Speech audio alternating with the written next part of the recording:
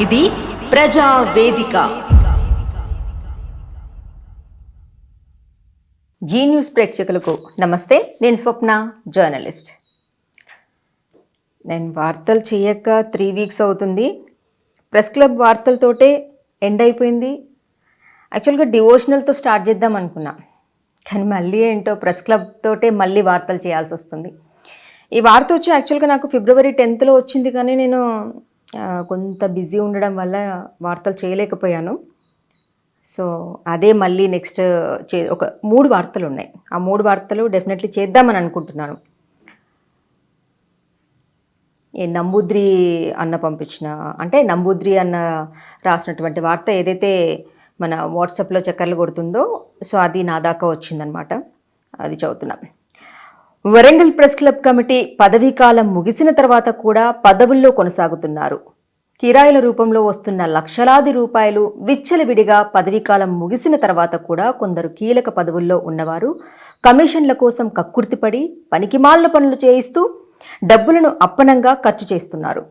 అంతేకాదు, పదవులను అడ్డం పెట్టుకొని సామాన్య ప్రజలను మోసం చేస్తున్న చిట్ ఫండ్ యాజమానుల నుండి భారీగా డబ్బులు దండుకొని వారికి తొత్తులుగా మారిపోతున్నారనే ఆరోపణలు కోకొల్లలుగా వినిపిస్తున్నాయి. చిట్ ఫండ్ కంపెనీ నిజంగానే పాపం, అసలు చాలామంది కూడా అసలు ఎవరైతే పిల్లలకి పెళ్ళిళ్ళు చేద్దామనో వాళ్ళ ఆడపిల్లలకి, లేదంటే పిల్లల చదువుల కోసమనో, లేదంటే కనుక అనారోగ్యంగా ఉంటే రేపు ఏదైనా పనికొస్తుంది హాస్పిటల్ కోసం అని చెప్పేసనో, ఇంకా ఇల్లు కట్టుకుందామనో, ఇలా అనేక కారణాలతోటి చిట్ ఫండ్లో చిట్టి వేయడం జరుగుతూ ఉంటుంది. సో ఇక్కడ చిట్ ఫండ్ యాజమాన్యం నుండి కూడా భారీగా డబ్బులు దండుకొని వారికి తొత్తులుగా మారి, అంటే ఇప్పుడు చూస్తూనే ఉన్నాం మనం, ఇక్కడని కాదు, వరంగల్లో అని కాదు, ఎక్కడైనా కూడా కొంతమంది చిట్టీలు వేసిన తర్వాత ఆ చిట్టి ఓనరే ఐపీ పెట్టేసి వెళ్ళిపోవడం జరుగుతుంది. అందరి దగ్గర డబ్బులు దండుకొని వెళ్ళిపోతూ ఉన్నారనమాట. మరి అట్లాంటి వాళ్ళు ఇలా ఉన్నప్పుడు సో వార్తలు ఎవరు రాయాలి? ఇలా మోసం జరిగింది, ఇలా ఉంది అని చెప్పేసి అని ఒక పాత్రికేయుడు వార్త రాసినప్పుడు కానీ, అది ప్రింట్ మీడియా కానీ ఎలక్ట్రానిక్ మీడియా కానీ ఏ వార్త రాసినా కానీ అది ఎలా వెళ్ళాలి అంటే ప్రభుత్వం దగ్గర దాకా వెళ్ళాలి, అటు పోలీస్ స్టేషన్ దాకా వెళ్ళాలి. ఎవరైతే బాధితులు పాపం, ఎవరైతే డబ్బులు చిట్టి రూపంలో వేసుకొని తర్వాత మాకు ఉపయోగపడుతుందని చెప్పేసి అని వేసినటువంటి వాళ్ళు ఉంటారు కదా, వాళ్ళకి న్యాయం జరిగే విధంగా మన పాత్రికేయులు పనిచేయాలి. జర్నలిస్టులైనా, రిపోర్టర్లైనా, ఎవరైనా కానీ. మరి పాపం నిజంగా వాళ్ళ దగ్గర నుంచి డబ్బులు తీసుకొని ప్రజలకే అన్యాయం చేస్తే ఇంకా ప్రజలు ఎక్కడికి వెళ్ళాలి? ఇక్కడ అదే రాసిండ్రు. మరి ఎవరు నిజంగా ఇలా చిట్ ఫండ్ వాళ్ళతోటి చేతులు కలిపారు, ప్రజలకి అన్యాయం ఎవరు చేస్తున్నారో నాకైతే తెలియదు. ఇక్కడ వార్త వచ్చింది మాత్రమే చదువుతున్నాను. మళ్ళీ స్వప్న ఏదో చేస్తుంది, ఏదో చదువుతుంది అని చెప్పేసి అని మాత్రం నా మీద మాత్రం వెనకాల నేను వద్దన్నా మాట్లాడుకోండి, చెప్తున్నా కదా, కర్మ ఎవరిని వదిలిపెట్టదు అని చెప్పేసి అని. తమ పలుకుబడిని ఉపయోగించి కొందరు పోలీసు అధికారుల అండదండలతో మోసాలకు పాల్పడుతున్న చిట్ వ్యాపారులకు అండగా నిలుస్తున్నారని బహిరంగంగా చర్చ జరుగుతుంది. పోలీసు అధికారులతో సామాన్య ప్రజలను మేనేజ్ చేపిస్తూ అడ్డమైన నీచపు పనులకు పాల్పడుతున్న జర్నలిస్టుల పరువు ప్రతిష్టలను దిగజారుస్తున్నారని విమర్శలు గుప్పుమంటున్నాయి. నిజంగా ఇందులో పోలీస్ వాళ్ళ హస్తం కూడా ఉందా? మేబీ అయ్యుండొచ్చేమో. ఎందుకంటే కొంతమంది పోలీస్ వాళ్ళని చూస్తుంటే అలాగే అనిపిస్తుంది. అంటే డబ్బులకి కక్కుర్తిపడేది. నేను చెప్పేది కాదు, పర్సనల్గా నేనేదో చెప్పట్లేదు ఎవరి మీద. ఎన్ని వార్తలు చూడట్లేదు, ఎన్ని పేపర్లలో కానీ, లేదా ఎలక్ట్రానిక్ మీడియాలో కానీ, ప్రింట్ మీడియాలో కానీ ఎన్ని వార్తలు చూడట్లేదు. కొంతమంది పోలీస్ వాళ్ళు డబ్బులు లంచాలు తీసుకుంటూ దొరికిపోయిన వాళ్ళు, లేదంటే కనుక ఫర్ ఎగ్జాంపుల్ ఇప్పుడు నాగేంద్ర గురించి మాట్లాడుకుంటే, నాగేంద్ర కూడా అక్కడ ఎస్ఐ ఉన్నంతసేపు ఎవరు ఏమి చేయలేరు నన్ను అని అంటున్నాడంటే కొందరు నిజమే కావచ్చు అని అనిపిస్తుంది. ఇక్కడ కూడా అదే రాస్తారంటే ఈ వీళ్ళకి చిట్ ఫండ్ వాళ్ళకి, సో ఇటు పోలీస్ వాళ్ళు, ఇటు నెక్స్ట్ పాత్రికేయులు, ఇలా కొంతమంది కలిసి సామాన్య ప్రజలను మోసం చేస్తున్నారనేది వాస్తవమే కావచ్చు అని అనిపిస్తుంది ఈ వార్తను చూస్తుంటే. సో ఇక్కడ మేనేజ్ చేయించినందుకు ప్రతిఫలంగా చిట్ ఫండ్ యాజమానులు భారీగానే ప్రతిఫలం అందించారన్న మాటల్లో వాస్తవం లేకపోలేదని వాదన వినిపిస్తుంది. సార్ ఇది నమ్మూద్రి సార్, ఇది రాసింది నిజంగానే. నాకు కొంతమంది బ్రదర్స్ కాల్ చేసి ఏం చెప్పారంటే, చిట్ ఫండ్ వాళ్ళు కారు ఏదో సంథింగ్ గిఫ్ట్ కూడా ఇచ్చారు అని చెప్పేసి అని విన్నా నేను. అది వాస్తవం కాదో నాకైతే తెలియదు, కొంతమంది నాకు చెప్పారు. సో ఈ విషయమే నేను ఇంకొక సార్తో మాట్లాడినప్పుడు అదేంటి ఎవరైతే ఇప్పుడు సరే ఇంకా పేరు తీయడం ఎందుకులే కానీ వాళ్ళకి ఆర్థికంగా బాగానే ఉంది కదా ఎందుకు తీసుకుంటారు అనేసి అంటే ఇప్పుడు కొంతమంది పొలిటీషియన్స్కి ఆర్థికంగా బాగా ఉన్నా కూడా ఎవరైనా అమౌంట్స్ తీసుకొచ్చి ఇస్తారు అంటే తీసుకోకుండా ఉంటారా? ఎవరైనా కానీ ఏమో మరి. ఇదిలా ఉంటే అక్రమంగా అడ్డదారిలో సంపాదిస్తున్న డాక్టర్లను కూడా మన వాళ్ళు వదలడం లేదన్న చర్చ కొనసాగుతుంది. ఇందులో భాగంగానే ఇటీవల ప్రెస్ క్లబ్ ప్రధాన కార్యదర్శి అధ్యక్షుడిపై కమిటీ సభ్యులకు లేఖ వ్రాసి తనకు తెలియకుండానే క్యాలెండర్ ఆవిష్కరించారని తీవ్ర ఆరోపణలు చేశారు. ఈ క్యాలెండర్ల కోసం నిధులు ఎక్కడి నుండి వచ్చాయో, ఇచ్చిన దాతలు ఎవరన్నా విషయాలు కూడా కమిటీ సభ్యులకు చెప్పడం లేదని నిలదీశారు.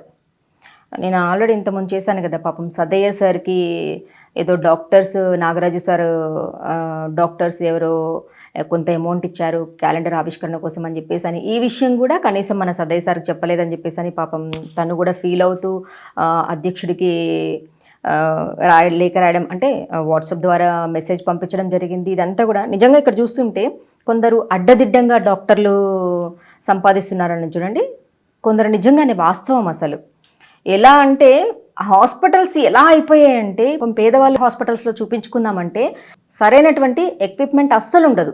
సో దానికి నిదర్శనమే పాపం నిన్న ఒక ఆమె లవ్ మ్యారేజ్ చేసుకున్న తర్వాత పని పాట చెయ్యడం చేతగాని వాడు నిజంగా ఒక ఏది మన మటన్ కొట్టే కత్తి తీసుకొని వచ్చేసి అటు భార్య మీద, ఇటు మామ మీద, ఇటు అత్త మీద విచక్షణారహితంగా అసలు నిజంగా ఎందుకు ఇంత అఘాయిత్యానికి పాల్పడుతున్నారో తెలియదు. పాపం వాళ్ళని ట్రీట్మెంట్ కోసం అని ఎంజిఎం హాస్పిటల్ తీసుకెళ్తే అక్కడ అది లేదు, ఇది లేదు, ఇది చేయరు, ఈ స్కాన్ లేదు, అది లేదని చెప్పేసి అని నిజంగానే అనిపిస్తుంది. కొందరు ప్రైవేట్ హాస్పిటల్స్కి ఏమైనా టైఅప్ అవుతున్నారా, టైఅప్ అయ్యి సో అండ్ సో ఇక్కడ స్కాన్ చేయడానికి కానీ, ఎంఆర్ఐ కానీ, లేకపోతే ఇంకేదో కానీ వాటన్నిటికీ ప్రైవేట్కి పంపించేసి డబ్బులు పంచుకుంటున్నారా అంటే ఇది వాస్తవమే అనిపిస్తుంది. ఇప్పుడు లోకల్లో కొంతమంది యూట్యూబర్స్ తీశారు, కాల్స్ కూడా చేసి వాళ్ళతో మాట్లాడిండ్రు. అంటే 5,000, 3,000 ఒక రైతు కానీ, ఒక సామాన్య పేద కుటుంబానికి చెందినటువంటి వారు కానీ ఎలా తీసుకొస్తారు అంతంత అమౌంట్స్?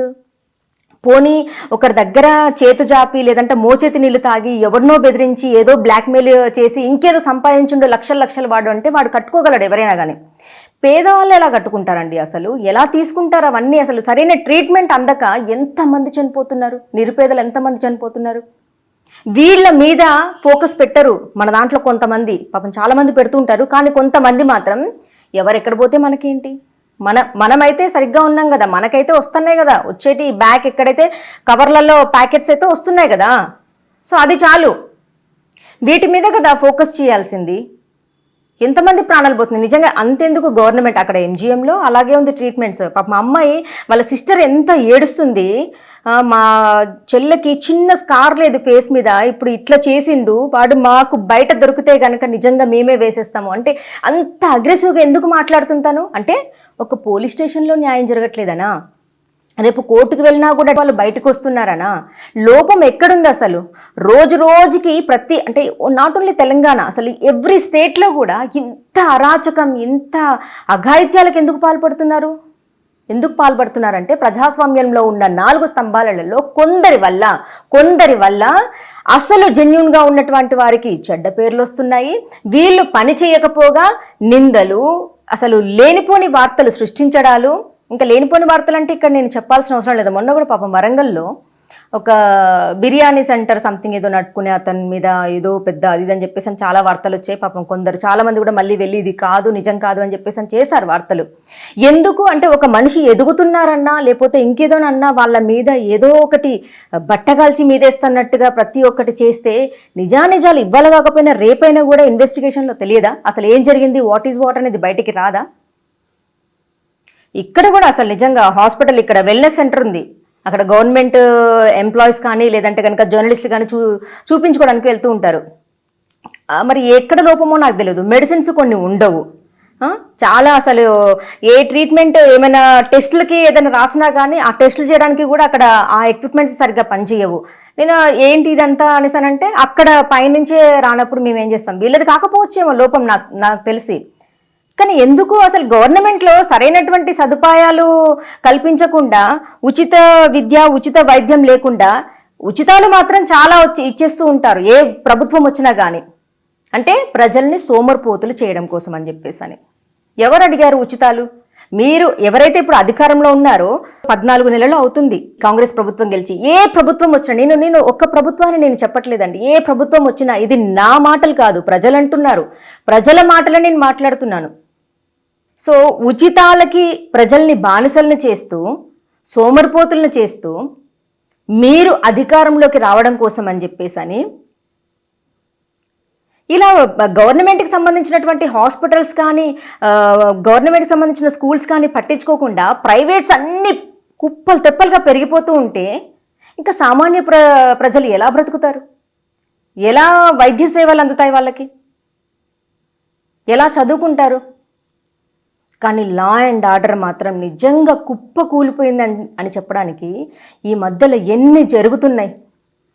ఇలా ప్రెస్ క్లబ్ పదవులను అడ్డం పెట్టుకొని విచ్చలవిడితనాన్ని ప్రదర్శిస్తూ ఇష్టారీతిలో వసూళ్లకు పాల్పడుతున్నారన్న విషయాలు ఈ లేఖతో బహిర్గతమయ్యాయి. అవినీతి అక్రమాలకు పాల్పడుతున్న వారి తప్పులను ఎత్తిచూపుతున్న వారిపై పదవీకాలం కోల్పోయిన కమిటీ అధ్యక్షులు ప్రశ్నించే వారిపై చర్యలు తీసుకుంటామంటూ బెదిరింపులకు పాల్పడుతున్నారన్న విమర్శలను ఎదుర్కొంటున్నారు. బైలా ప్రకారం 2 ఏళ్ల పదవీకాలం ముగిసిన తర్వాత మరో 6 నెలల కాలం కొనసాగే అర్హత ఉంది.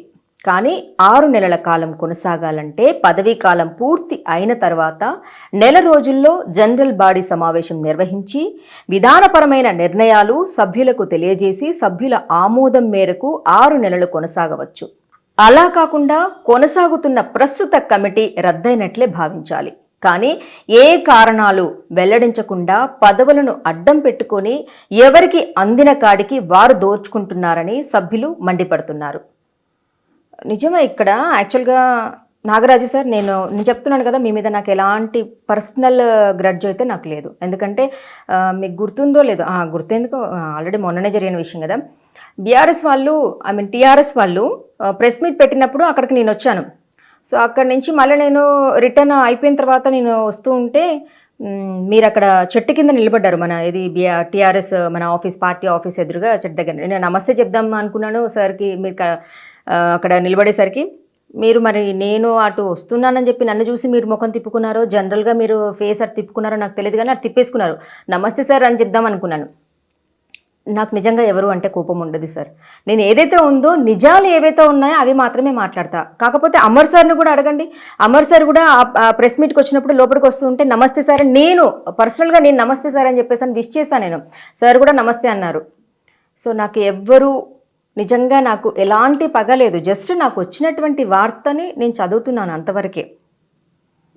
ఎప్పటికీ తప్పులను ఎత్తిచూపుతూ సలహాలు సూచనలు ఇచ్చి ప్రెస్ క్లబ్ను గాడిలో పెట్టి విలువలను కాపాడాల్సిన యూనియన్ల నాయకులు కనీసం పట్టించుకొని కారణంగానే ప్రెస్ క్లబ్ నేతలు కొందరు భరితెగించి వ్యవహరిస్తున్నారని చెబుతున్నారు. ఇది ఇలానే కొనసాగితే సామాన్య సభ్యులు తీసుకోబోయే చర్యలకు పూర్తి బాధ్యత ప్రెస్ క్లబ్ కమిటీతో పాటు వీళ్లను ప్రోత్సహిస్తున్న యూనియన్ నేతలు కూడా బాధ్యత వహించాల్సి వస్తుందని జర్నలిస్ట్ యూనియన్ నాయకులను హెచ్చరిస్తున్నారు. Namboodiripad, senior journalist, Hanumakonda, Warangal. So ఇది నిజంగానే ఇక్కడ మన ప్రెస్ క్లబ్లో ఉన్నటువంటి వాళ్ళతో ఎన్నుకోబడినటువంటి ఎవరైతే ఉన్నారో కాలం గడిచిన తర్వాత కూడా ఇంకా కొనసాగుతూనే ఉన్నారని చెప్పేసి అని, నెక్స్ట్ బాగా పైసలు దండుకుంటున్నారు, ఇష్టారీతిగా వ్యవహరిస్తున్నారు అని చెప్పేసి అని నంబూద్రి సార్ రాశారు. మరి అది నిజమా అబద్ధమా అని చెప్పేసి అని నాగరాజు సార్ అయితే దానికి సంబంధించి రిప్లై ఇవ్వాల్సి ఉంటుంది. బట్ ఇచ్చారో లేదో కూడా నాకు తెలియదు. ఎందుకంటే నేను చెప్పాను కదా, నేనైతే జనవాణి గ్రూప్లో అయితే నేను లేను. సో ప్రెస్ క్లబ్లో ఏం జరుగుతుంది అనేది ఇంతకుముందు వార్తలు తీశాను కదా, నిజంగానే ఏం జరుగుతుందో కూడా నాకు తెలియదు. సో ఇవి ఏవైతే నా దగ్గరికి వార్తలు పంపించి చదవమని చెప్పారు, సో జస్ట్ నేను చదువుతున్నాను అంతే, నిజానిజాలు తెలియాలని చెప్పి. ఎందుకంటే నేను కూడా ఒక బాధితురాలనే కాబట్టి. చెప్పాను కదా, 2 times నేను అప్లికేషన్ ఫామ్ ఇచ్చినా కూడా చించేశారని చెప్పేసి అని. దాన్ని చెప్పాను కదా, నాకు సమాధానం వచ్చేంత వరకు నా దగ్గరికి ఎవరైనా వార్తలు పంపించి చదవమని చెప్తే కనుక డెఫినెట్లీ చదువుతాను. ఏదో పగతో కాదు, ఉన్న సమాచారాన్ని చదివి వినిపిస్తాను అంతవరకే. సార్ నాదేమైంది, నా అప్లికేషన్ ఏమైందని డెఫినెట్లీ అడుగుతాను. సో ఇది సో ఈ వీడియో కనుక నచ్చినట్లయితే లైక్ చేయండి, షేర్ చేయండి, సబ్స్క్రైబ్ చేయడం మర్చిపోకండి. చూస్తూనే ఉండండి జీ న్యూస్ గంగా ప్రవాహం. న్యాయం వైపు నిలబడే గలం గంగా ప్రవాహం. For latest updates subscribe to Zee news. ఇది ప్రజా వేదిక.